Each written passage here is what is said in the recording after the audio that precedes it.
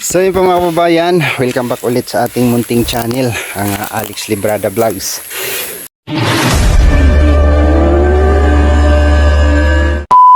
So isang mapagpalang umaga po sa ating lahat.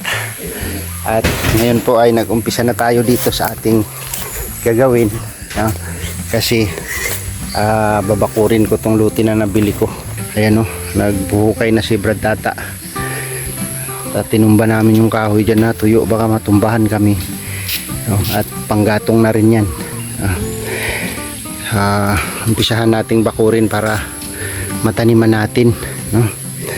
Merong malikot na damo dito guys na mahirap patayin. Ito oh, parang tinatawag namin gabi-gabi ba ito? Gabi-gabi, parang gabi siya, baging, tapos nag-uugat.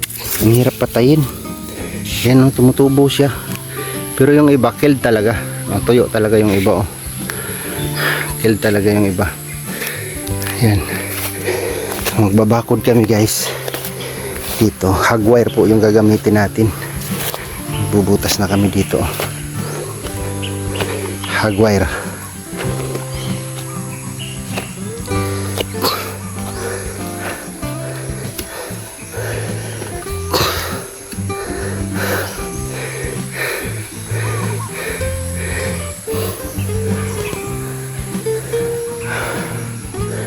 Taran taran tan, taran tan tan tan tan.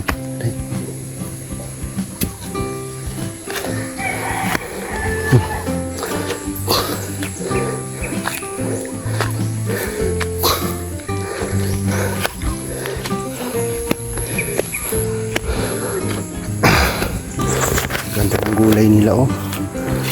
Talong. Tambok na garden nun pa diya ba? Wala po.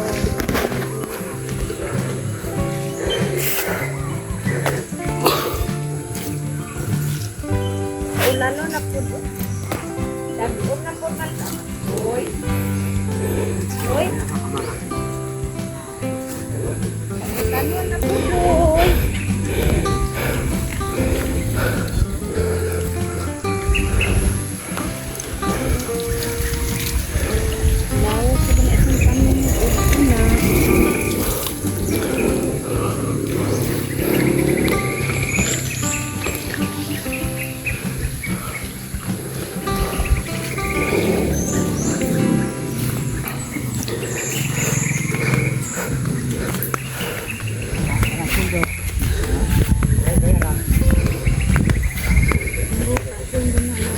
Pwede pa naman iliklamo sa barangay ba? Private po. Private po. Ito ba? Ito. Ito ba?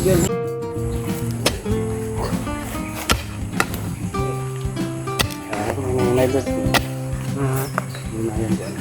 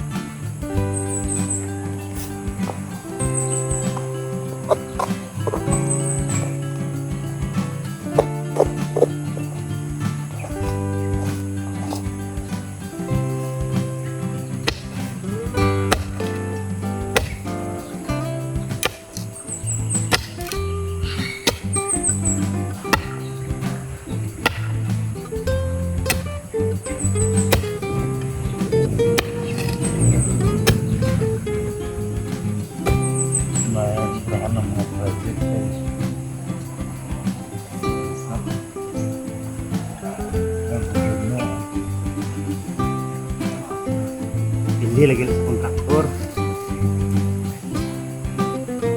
Giner mong lagot yung halimbawa.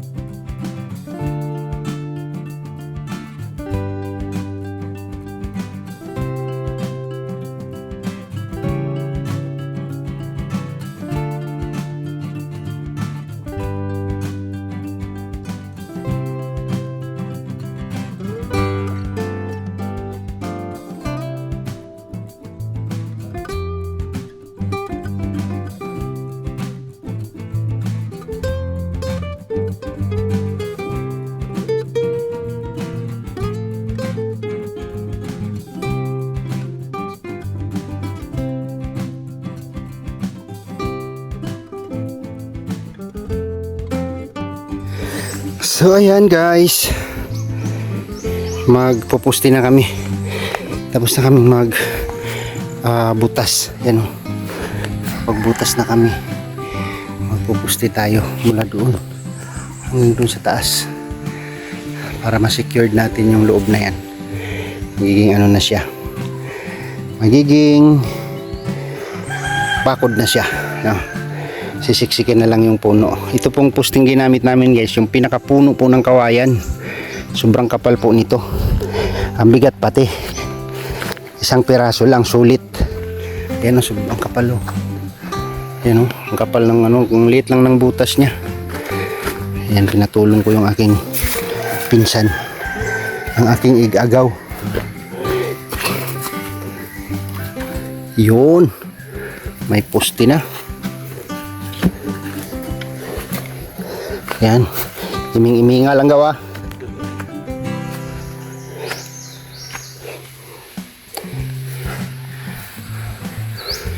One, 2, 3, 4, 5, 6, 7, 8, 9, 10, 11, 12, 13, 14, 5. Yan po yung magiging poste natin, puno ng kawayan. Sobrang kapal po nito guys, tibay nito. I-align na lang yan. Tapos titingnan ko yung isang rolyo kasi medyo tagilid tayo sa budget. Yan ko yung isang rolyong nabili ko kung hanggang saan nabutin, kasi mula doon sa baba, kasi sapa na yan dyan, mula doon sa baba punta dito sa taas hanggang doon. So mamaya po ilalatag namin yung ano, yung hog wire. Titingnan ko kung hanggang saan, kasi sabi nila yung isang rolyo daw is 30 meters daw ang abutin, no? 30 meters. Kaya kung hanggang saan siya abutin para malaman ko, kasi lalabas ako, bibili ako ng pako, no? Yung pamako namin dito. Grabe, medyo nakakaps magbakod. Ayan, nakakapagod din siya magbakod guys. Ayan, mula dun sa baba papunta dito sa taas. Ayan, ayun yung bahay ni Papa, baka iliko doon kasi ito yung nabili natin ay sa loob dito. Ayan, hanggang doon sa may babuyan natin dun sa baba, kasi nga 20 by 30 meters yung nabili na nating lote. Babakurin natin siya para makapagtanim tayo dito, no? Linisin ko to lahat, kasi tataniman ko ng ano, yung gilid ng bakod, kamuting kahoy papunta doon. Tapos dito isang hilera, taniman ko rin ng gabi, no? Gabing ano guys, purple na gabi, purple violet, isang hilera. Tapos dito tayo magtatanim ng sari-saring gulay, talong, pipino, ampalaya, sitaw, hanggang doon. Tapos yung doon, balak kong magtanim ng luya doon guys, luya ang itatanim ko dyan, kasi yung luya pag tumagal magiging pira. Bagay yung mga gulay naman sari-sari, no? Kung bang binta-binta lang naman, sobra-sobra ito, no? Hanggang dito sa taas medyo ano po ito, malawak-lawak po ito. Yung garden, gagawin lang garden ito, sobra-sobra po ito. Magkakabinta pa sila dito ni Papa pagka namunga, katulad yan yung mga gaganda ng kulay ng talong. Ayan o, talong nila sa backyard lang nila o. Ang ganda guys. Tapos yung mga talbos din sila dyan. O diba, ito lang siya sa tabi. Ang ganda ng ano, namumunga na pati o, mga talong. Putdan ko Brad, putdan.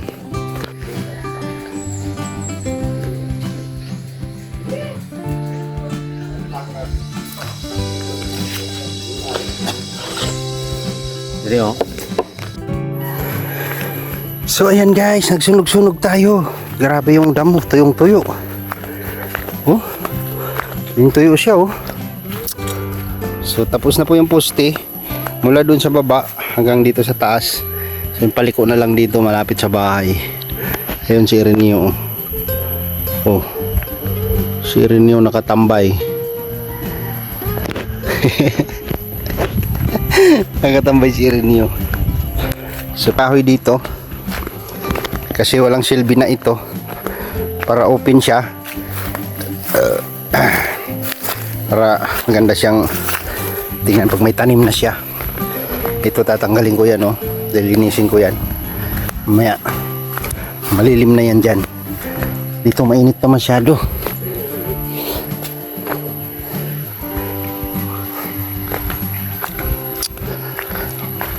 Wow, magaling, magaling. Hag wad pa na ha, eh. Lukot na ron.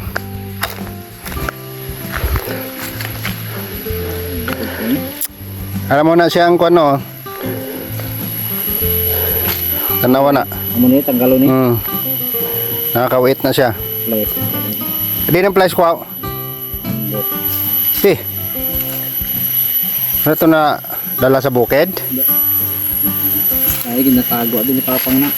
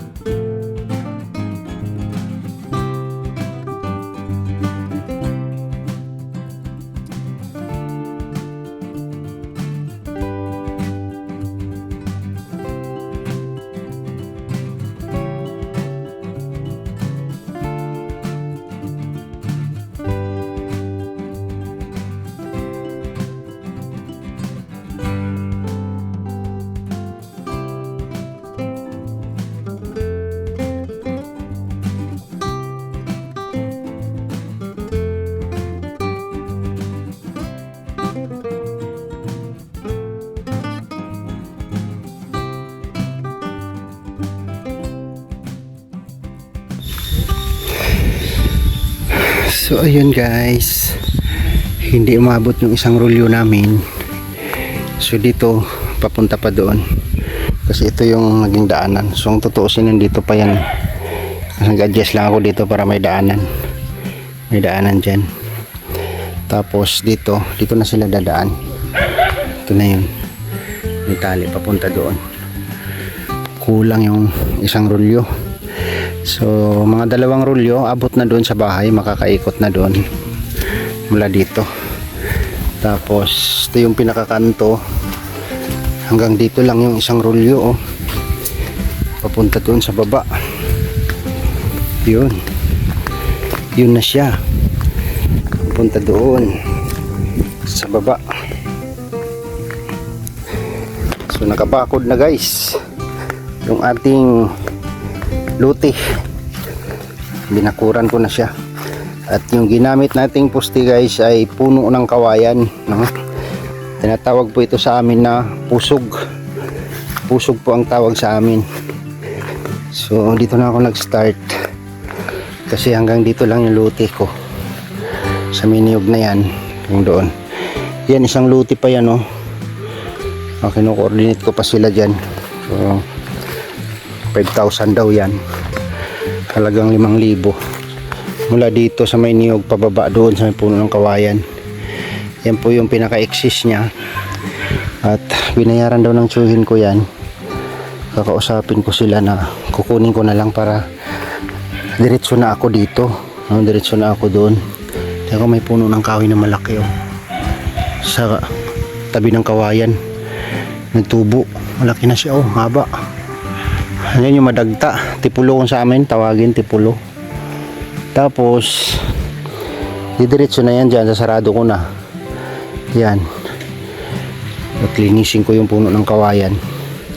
Tanggalin ko lahat yan dyan. Tapos sunugin ko para hindi tirahan ng ahas. Bira yan. Nakakuha sila ng banakon dyan. Pero napatay nila yung banakon, guys. Pasensya na po. Kasi mindset po ng mga tao dito. Pag nakakita ng ganon, papatayin po talaga. No? Ganon po talaga. Kaya sorry, pag naglabas siya, mamamatay talaga siya. Doon siya dapat sa habitat nila, no, doon sa kabundukan. Grabe, malawak-lawak din ito, guys. Nasarado na namin. Ayan, may bakod na siya papunta doon. Secured na siya sa loob. So makapagtanim na tayo dyan. Tinumba ko yung mamatay na puno ng marang. Tapos lilinisin natin to. Lilinisin ko ito papunta doon para makapagtanim tayo dito ng gusto nating itatanim na gulay. Ay, grabe yan. So kulang pa ako ng isang rolyo. Sinampul ko lang tong isang rolyo. Mahaba-haba din, oh. Mahaba-haba din siya, oh. Mula dito papunta doon sa taas. So yung loob na yan tataniman ko ng kamuting kahoy mula dito, loob ng poste, papunta doon. Tapos paliko doon sa bahay, kamuting kahoy. Tapos sunod na hilera, gabi naman itatanim ko. Sunod na hilera papunta doon, paikot din doon papunta sa bahay. Yan, gabi. Tapos isang hilirang pipino, isang hilirang sitaw, at isang black na ampalaya papunta doon para magandang tingnan, no? Nasa ayos. Kahit medyo mabangin siya, guys. Ayan po siya ang forma. Pero magandang area kapag nalinis, no? Kasi yan, may mga niyog na tayong tanim dyan. May mga tumubo ng mga niyog dyan, oh. May mga pahabol ako dito. Yan, mga maliliit, mga pahabol ko na yan nandoon. Tapos yung pigiri natin nandyan sa gilid. Pigiri. Nag-a-adjust ako, guys, kasi magastos yung baboy. Sabi ni brother ko, mag-focus daw muna kami sa kambing kasi ang baboy magastos, no? So pwede namin ipalit ng kambing yan. Iiwan ko lang yung isa dyan para sa birthday ni Papa. Pero sabi ko, kapag buntis yung inahin, huwag mo nang ibinta, sayang, no? May inahin na kasi kaming isa. Balak ko dyan sa 4, gawin kong inahin. Kaso lang, paktay tayo sa konsumo, guys. Magastos ang baboy. Tapos murang-mura ngayon ang baboy. 120 lang ang kilo ng live. Kawawa yung mga small backyard nag-aalaga ng baboy, no? Ang hirap. Kaya focus daw kami sa kambing, sabi ni brother, kasi ang kambing mabilis lang siya. Mabilis lang yung kambing. Walang gastos. Bitawan mo lang pag may area ka lang, di ba? Bilis siya pag nanganak, tubo ka na. Tapos taon-taon ay minimum po 2 beses manganganak ang baboy. O di ba? Malaking bagay. So mas nakakatipid tayo, less gastos tayo pagka sa kambing kaysa kumpara sa baboy. Naisip namin. Sayang, nakagastos na ako dyan. Pero, dyan lang yan siya. Pagka nagkaroon na kami ng sapat na kapital, yung inahin lang iwan namin. Kasi mga anak yan. Sana buntis siya. Kasi pag buntis siya, hindi namin ibibinta. Pero pagka buntis siya, pag hindi siya nabuntis, ibibinta namin, ipapalit namin ng kambing. So, pipresyon namin siya 20 mil, no? Inahin, 20,000. Inahin, 20,000. Hindi ka nalugi doon, bilhin nyo, 20,000. Pag nanganak siya, tubo na kayo, no? Nanganak kahit 7-10, no? Tubo na kayo dyan, inahin na siya. Kaya nga 20k, tapos ibili namin ng kambing 4 na kambing, ibili namin tagpa 5k. Naghanap kami ng mga kambing na tagpa 5k. Yun ang ipalit namin. Tapos focus muna kami dun sa bukid. Kawawa si Brad. Mula dito sa babuyan, aakyat dun sa bukid para sa kambing. Sabi niya focus muna siya dun, makakagawa pa siya ng kung anong itatanim niya dun. Kasi habang dumarami yung kambing, kailangan makapagtanim din tayo ng mga damo na pagkain nila. Alright, so hanggang dito na lang muna yung vlog guys. Grabe, pagod sa pagbabakod. Ayan, salamat po sa inyong suporta mga kababayan. Thank you po mga katrom. Shout out po sa ating lahat. Maraming salamat po sa solid viewers at sumusuporta po sa atin, sa amin, sa akin, sa lahat, sa aming lahat. Thank you so much po sa inyo mga kababayan. Salamat po mga katrom. Thank you sa inyong suporta and see you next vlog. Bye bye po.